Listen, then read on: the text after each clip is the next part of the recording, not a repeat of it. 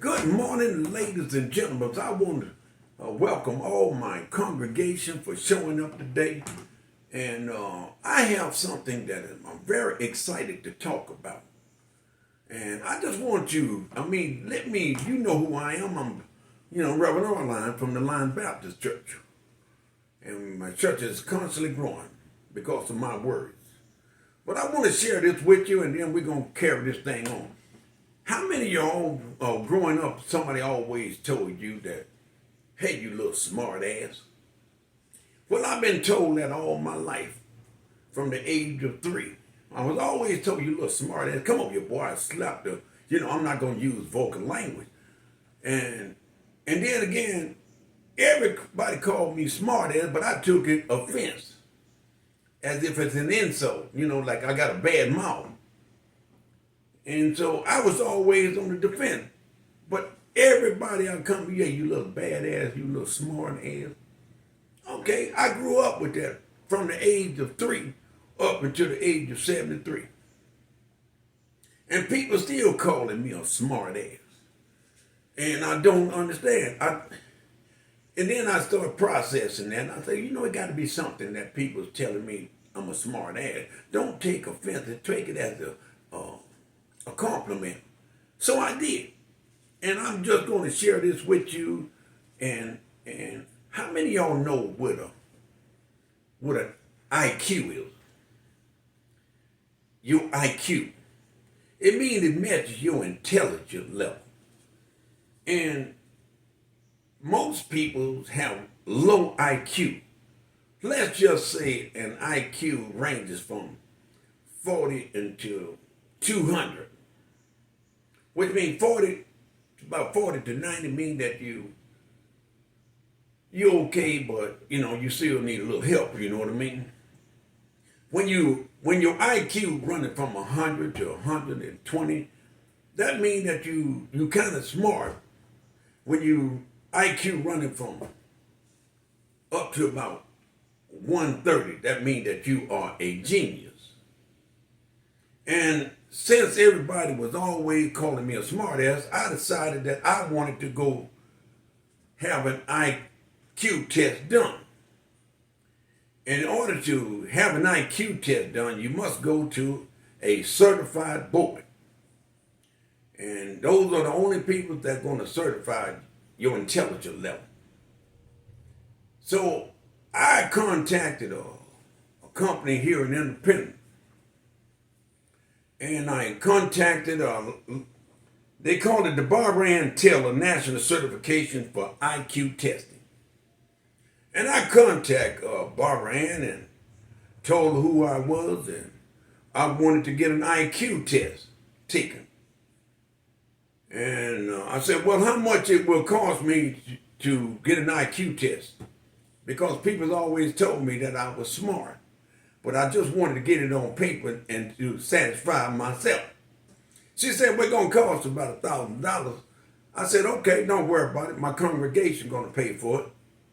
Because they feel like I was smart. But I just want to measure my IQ. So the next day I went in and I met Miss Barbara Ann Taylor. And she told me the test requirement. And she told me how the process was started. And when we started out by, she asked me, said, well, Reverend Arline, what school did you go to? And I said, well, Bergen High School. She said, did you finish high school? I said, yep, I finished in 1970. She said, well, do you remember the worst principal? Yeah, Reverend William.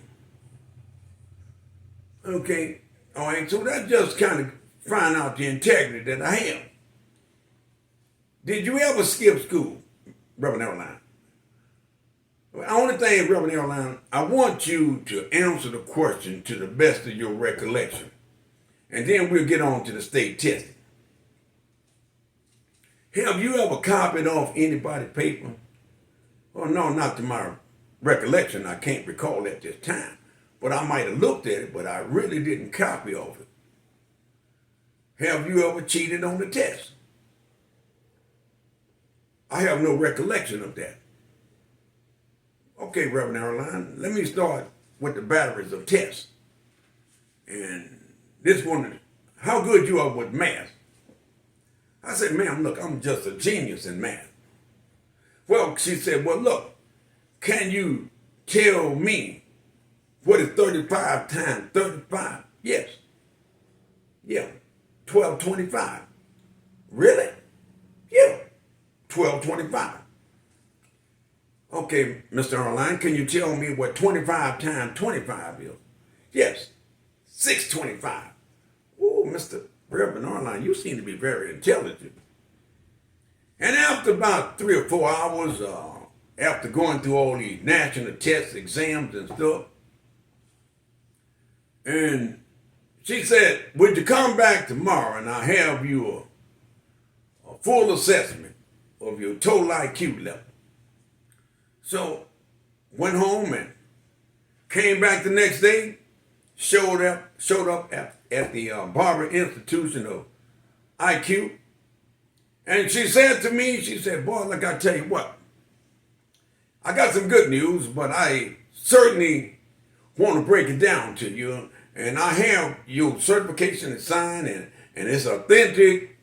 And I'm just going to say how excited that I am to get the test result. But also, I want you to see this certificate. If you want to take a picture of it, you can. All right. Board certified. Barbara Ann Taylor. Let me read the certificate of completion. The Barbara Ann Taylor National Certification for IQ Testing. Certified under the state of Louisiana in the town of Independence. I am certifying on the date of January the 31st, 2024.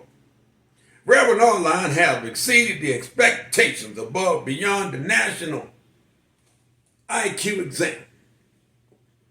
We tested Reverend Arline for his mental and physical health, and we found also no signs of brain damage. And Reverend Arline seemed to be in very good shape. And in fact, we found Reverend Arline to be one of unusual character, and which is not a bad thing. He's very confident in everything he does, and the boy is very smart and intelligent. The boy is very gifted beyond measures.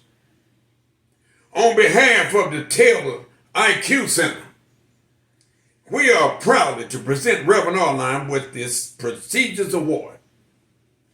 Reverend Arline is considered to be one of the most intelligent persons in the world with an IQ of 160, which is not known to anyone living in this world. Just a reminder, the world record for IQ, which is considered to be a genius, anything over 140 is considered to be a genius. But as you can see that I surpassed that. And I'm excited that I can share this certificate.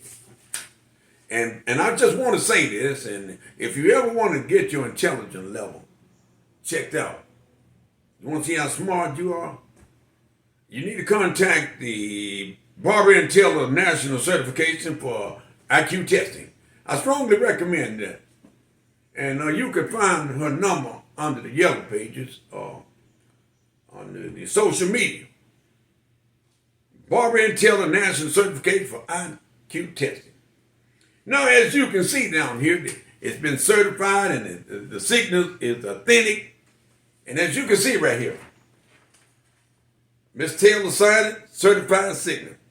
And I got Derek Taylor signed. I am signing and verified that the boy is full of shit. Derek Taylor. Okay, now, the other cosign I have was Dr. Calvin Roman. I certified that the above statement is questionable because I've had personal conversation with Reverend Arline, and he is not the coldest beer in the refrigerator. Signed, Calvin Roman. And I want my congregation to be very happy about this great news. I've always felt that I was above average as far as intelligence goes, but I just wanted to get it verified through a certified examination. And being the smartest man in the world, or the smartest reverend in the world, I feel like it's quite an accomplishment. And since I've got the test results and I spoke to my congregation, and everybody walked up to me and said, Reverend, have you ever thought about running for president with the highest IQ? Well, I thought about it. I mean, you know, the average person in the White House IQ, the lowest is 40, and it ranges from 40 to 90, which kind of difficult for them to comprehend and process. They cannot grasp information beyond a certain level. So, I said that to say this. I might run for the president. And some of the questions they was asking me, well, Reverend Arline, if you ran for president, what would be some of the things that you would change if you were selected as the president? Well, this is the first thing that I would do. I would paint the White House Black House or Black and White House. I got 3 choices. Nope, I got 4 choices, but I have to sit back and process and find out which one is going to be unique for the American people. I would paint it all black, just like it is right now. And I play all black inside, which all black people. We're going to replace the white for about 20 years, just to see what happens. The colors, black first, my first choice. Black and white, my second choice. Polka dot is my third choice. And the rainbow colors is my 4th choice. And people say, well, what else would you change? I would try to change the Supreme Court all black. And what else would you change? Now notice what I said. I'm just reversing a role. It is the White House and it's all white people. Now I'm changing it from the Black House to all black people. Now all black people are in charge. Now that's what I would like to see as being your new president. And also feel that I would be a president that brings people together and teach them the right way to come together as a nation. And I just want to say to you, it's quite a privilege that I'm considered to be one of the smartest men in the world. But, you know, sometimes you can let that smartness go to your head. But I'm not going to let that go to my head because I've always felt that I was rather smart and highly intelligent and very gifted. Well, let me tell you a story about a man that he thought that he was so smart. Most people think that the president of the United States would be one of the smartest person in the world. That's what most people think. But if you only know what the president IQ level is, then you might have a different thought.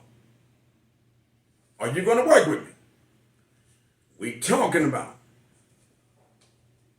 your IQ level and my IQ level. Now, I'm not bragging about it, but I want to bring people together. Oh, before I forget, well, let me set my White House up again. I want all 50 states with black governors. And I want all 50 states with black police chiefs. I want all 50 states being controlled by blacks. Now, I want you to know, I know how white people would feel, and then I like to see the white people go out there and pick cotton and let the black man be on the horse with his whip. I just want to see how it feels. Now, You know, and I know, I probably won't get a lot of voters if I became the president. Because when you flip the coins, and when you hear the white people saying they're being discriminated against because of the color of their skin, and the black person say, look, welcome to the family. Now you know how I feel to be on the other side. Shut up, don't cry. And I'm not going to bring up as the new president, you know, when we got out of prison, man, what did you guys give us? 40 acres and a mule. Now, you know that was down. But we're not going to get off of that. We're talking about if I become the new president and being, and this is what I would like to do. If it's all possible, I'd like to be the president of all countries in the world. It'd be under the authority of the one president, Reverend Arline, or President Arline, if you will. And I calls all the shots for all countries. And I would call all the rules. Wouldn't that be a wonderful thing that you got one ruler? Well, most people don't understand. We only got one God. And that's who rules the world.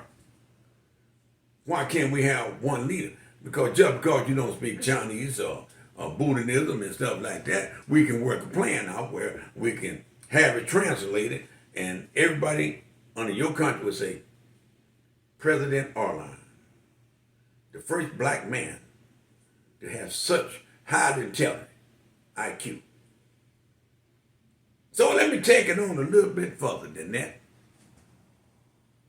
What I like to do, I like to, if I became the president, I want everybody to know there is no more black and there is no more white. And I want people to understand that. As far as I'm concerned, everybody's green. And that's the way I would dress. I'm going to dress you as black and white, everybody's green. If anything that I might try to do, I might say the light green was and the dark green, but everybody green. Now, that you know that people are begging me to become the president of the United States because of my intelligence level, and I believe that me becoming your new president, I think the world will be a safer place. And I would probably change the slogan about Make America Great Again. I would probably change the slogan to Make America Black for Once. Or Make America Black and White. Or Make America Polka Dot. Or Make America Rainbow Color. Whatever the one, we need to change that. Make America great again. We got a long way to go. But having me as the president of the United States and a person that can speak very clearly and highly and be able to talk to man, one-on-one. It is quite a pleasure and quite a privilege that people think. I'm looking at my congregation constantly growing. And I know that they want me to run for president. And I know the outside world looking for changes in the White House. Well, they looking for change in the White House, but if you select me, the first day, paint the building all black. And everything in there is going to be black. Except the kitchen workers and the janitorial servants. They will be all white. Okay? Now, please pass the word throughout your community that Reverend Arline is going to put his name in the ballot for the 2024 election. And I'm asking you to, I'm going in there as a liberal. Going in there as also a Democrat, and I might have a Republican ideal, but I'm going to stick to the oath of the Supreme Court. And I'm going to ask the black Supreme Court to I don't want you to be biased. I want you to be honest with the laws and the Constitution. And I just want to say, it's been a plumb pleasing pleasure. And I just want to thank my congregation for having confidence in me and knowing that I'm making a difference all over the world. As your pastor